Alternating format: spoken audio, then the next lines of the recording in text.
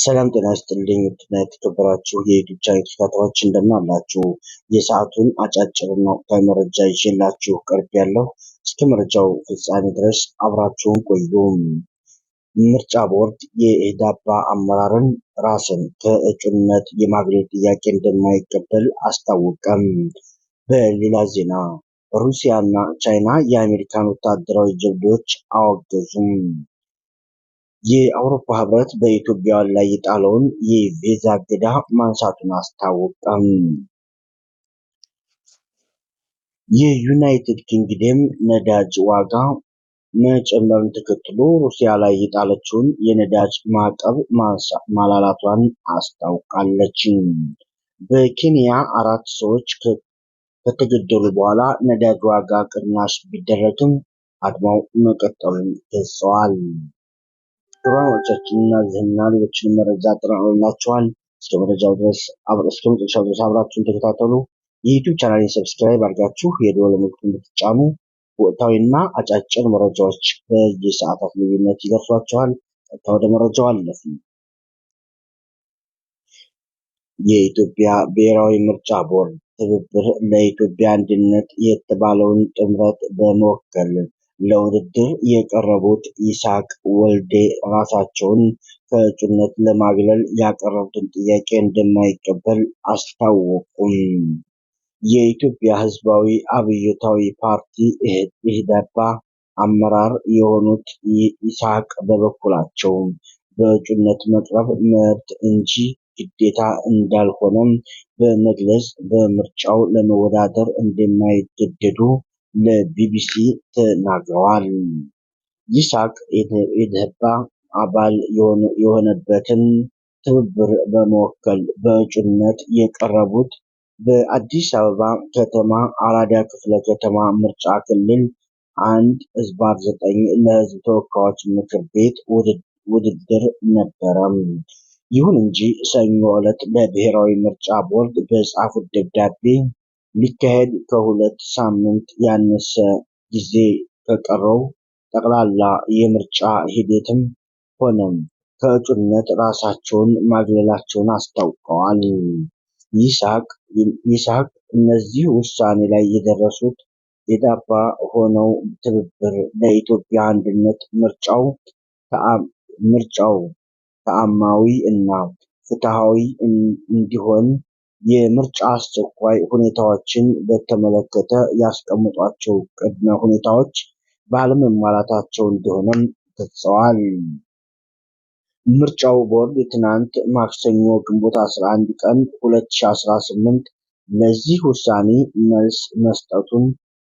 መልስ መስጠቱን ደብዳቤው የተጻፈላቸው ይስሐቅና በግልባጭ የተጠቀሰው የኢህዴፓ ፕሬዝዳንት የሆኑት አብርሃም ሃይማኖት ለቢቢሲ አረጋግጠዋል።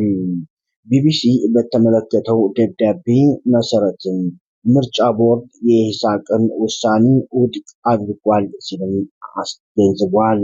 የቦርዱ ደብዳቤ 2 ጉዳዮችን በምክንያት ጠቅሷል። የመጀመሪያው ምክንያት ጊዜ ሰሌዳ ጋር የተያያዘ ሲሆን ምርጫው ከቦርድ ከእጩነት የመልቀቅ ወይም መሰረዝ ጥያቄን በሕጉ መሰረት ተቀብሎ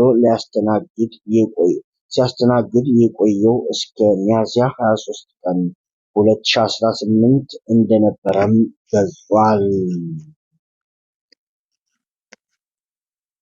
በሌላ ዜና የኢራን የውጭ ጉዳይ ሚኒስትር አባስ አራግቺ አሜሪካ ከድጋሚ ጥቃት መሰንዘር ከጀመረች ብዙ አዳዲስ ነገሮች ይጠብቃታል በማለት ለፕሬዝዳንት ዶናልድ ትራምፕ ዛቻ ምላሽ ሰጡም። ትራምፕ ቴህራን ላይ በድጋሚ ጥቃት ለመክፈት ዘመቻቸውን ተከትሎ ወደ ውጊያ አውድማ ከተመለሱ ብዙ አዳዲስ ነገሮች እንደሚገጥማቸው ላረጋግጥ እወዳለሁ ሲሉ ራሳቸውን አስጠንቅቀዋል።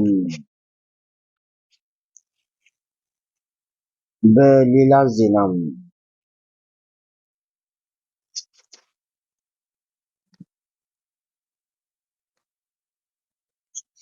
አብዱል ራሺድ አዚማ ሌሎች ልጆችን ለመግደል አደገኛውን ልጁን ለመሸጥ ዝግጁ ነኝ ሲል በዛሬው ዕለት አስገንዝቧል።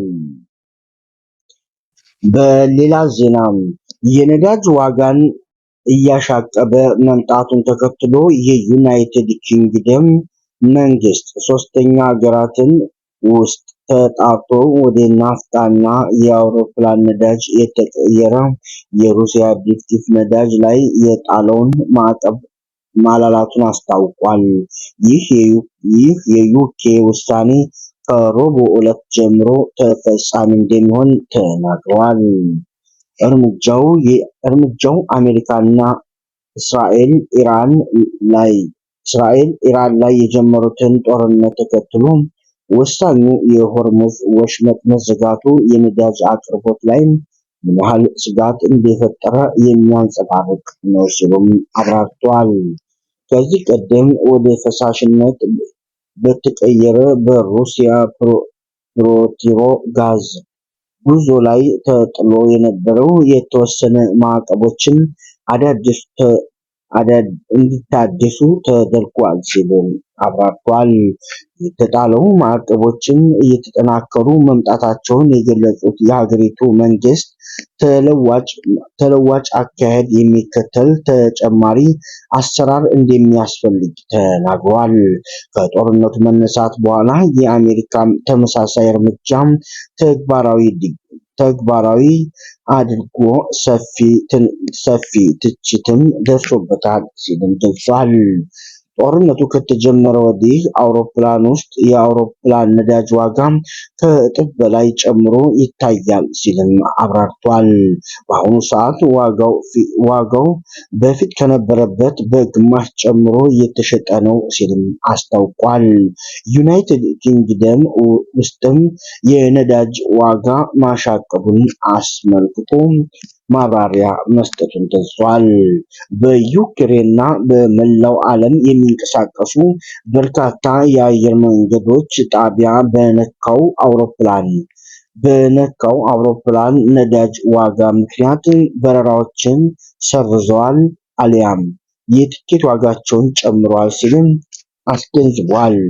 ሩሲያ በዩክሬን ላይ የከፈተችውን ጦርነት ተከትሎ ዩናይትድ ኪንግደም ለዓመታት ሞስኮ ላይም የኢኮኖሚ ጫና ለመፍጠር የሚደረገውን ዓለም አቀፍ ጥረት ስመራ ቆይታለች ሲሉም ገልጸዋል።